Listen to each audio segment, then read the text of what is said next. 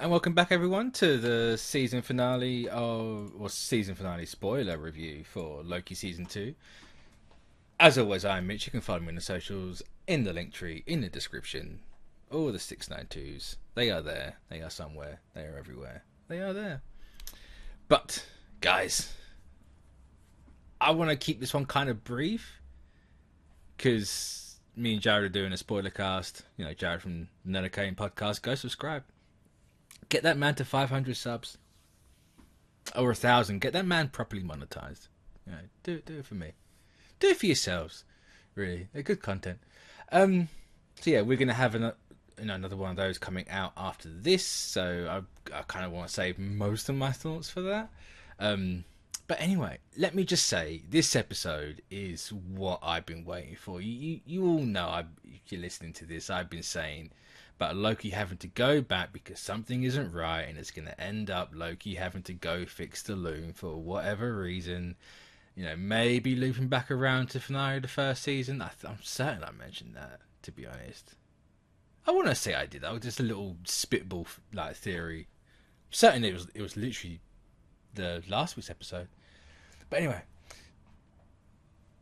let me just say, I wasn't expecting it to be like this. Like, this is generally the best episode of any of these Disney Plus shows, right? And honestly, I think I might just have to say it's the best of a Marvel TV show, just ever.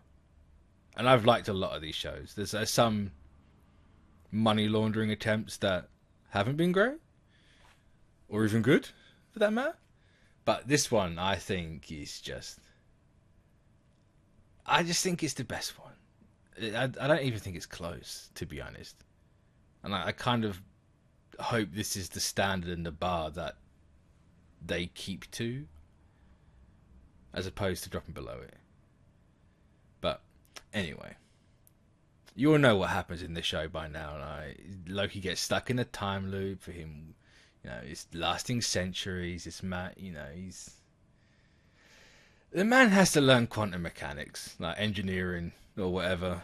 He has to get OB and Timey to teach him, or wherever he learns it, right? And it's just, you know, revisits the same points over and over and over and over and over again. It was, oh, chef kiss.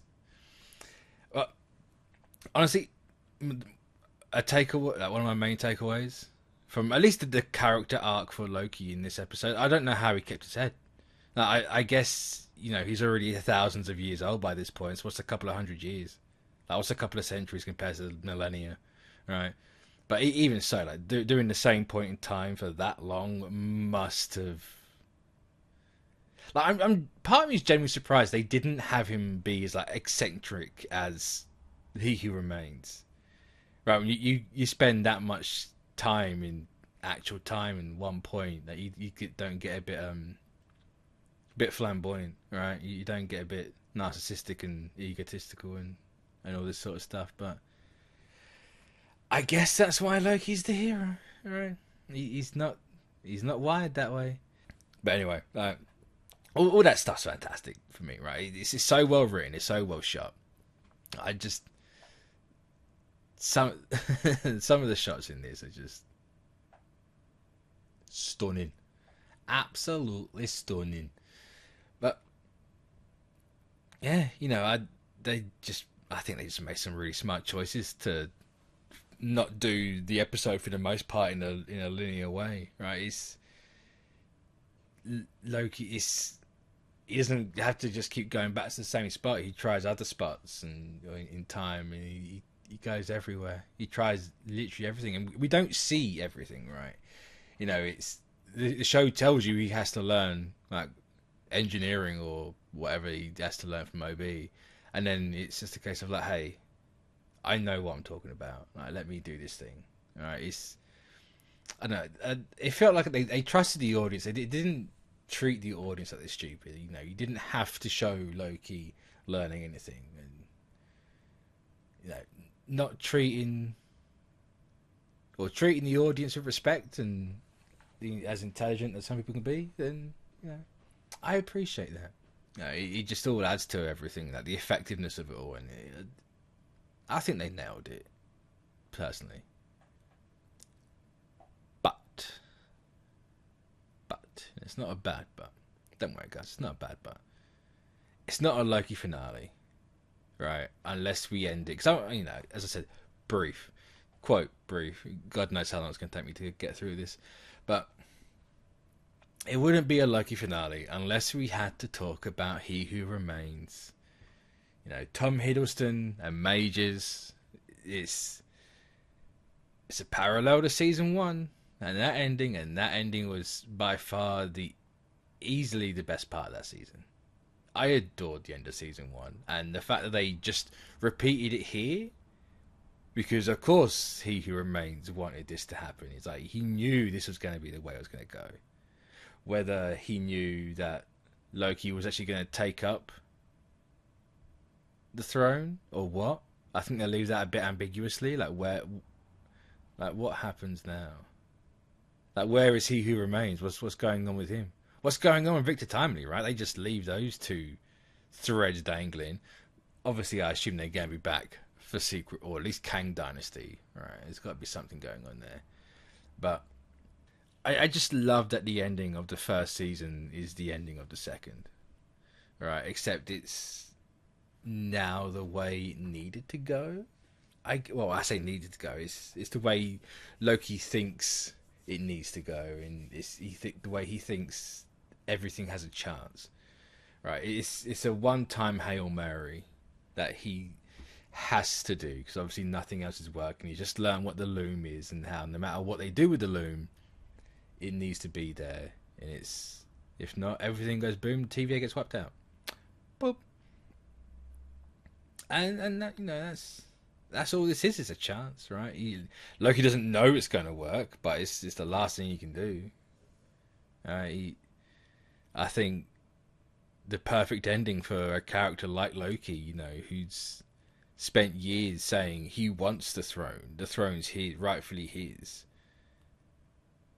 ends up doesn't actually wanting any throne, but has to take a throne. It's just, for me, that's on par with Hickman's ending for the Fantastic Four post his Secret Wars run in the comics, right? You know, it's so rare you get like a perfect ending for a character that I could happily never see Loki again, and or even like just Hiddleston in the role as this character, right? But I'm not going to be upset if we do, and we're all going to see the ending. You know, we're all going to see this character again. I don't think that's even a question, even though Hiddleston and the people who made the show have tried telling you that, hey, that's it, that's the end. It's like, no, with what's coming up and where you left that character, there's absolutely zero chance that's the end. Right? It's just, let's not even entertain that idea. But if it was the end, I'd be perfectly happy with it, because I think that is honestly a perfect ending. I don't think there can be the perfect ending, but it's a perfect ending for this variant of Loki.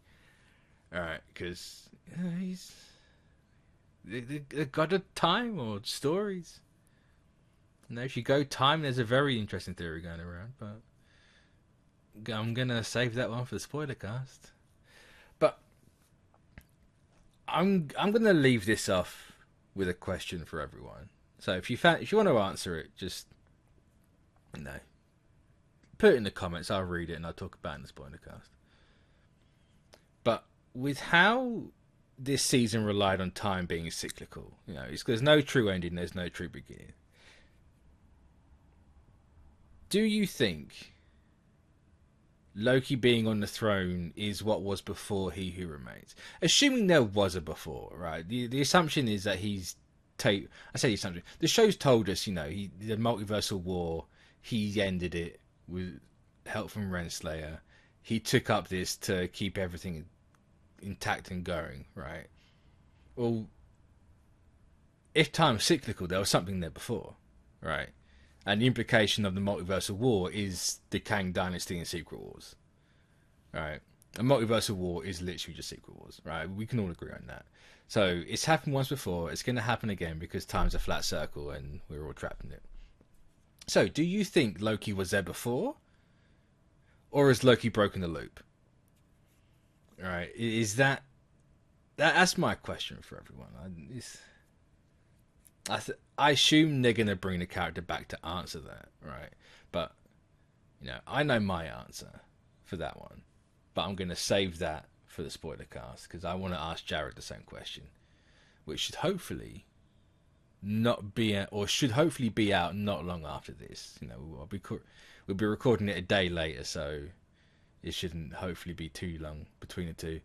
So yeah, thanks everyone for listening. Drop your answer to the question down below if you're so inclined to do that, and yeah, let me know what you thought of the season as a whole, and I'll catch you in the spoiler cast hopefully. There's some stuff coming out as well. There's the Scott Pilgrim, which drops this. This comes out this week, it literally comes out on Friday. So I'm going to be hopefully doing something with that. We've got Invincible out now. That's going to be. I'm going to save that for a whole seasonal thing, like I did with Gen V. So yeah. So thanks for listening again, and I'll catch you in the next one. So bye bye.